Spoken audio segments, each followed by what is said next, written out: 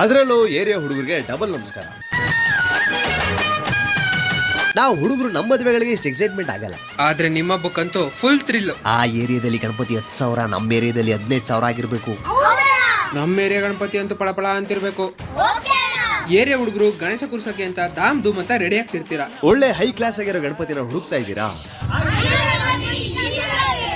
ಆ ಜಾಗನೇ ಶ್ರೀ ವೆಂಕಟೇಶ್ವರ ಗಣಪತಿ ಸ್ಟಾಲ್. ಗಣಪತಿನ ತಯಾರು ಮಾಡಿ ಮಾರೋದನ್ನ ಇವರು 4 ತಲೆಮಾರಿಂದ ನೆಡ್ಸ್ಕೊಂಡು ಬರ್ತಾ ಇದ್ದಾರೆ.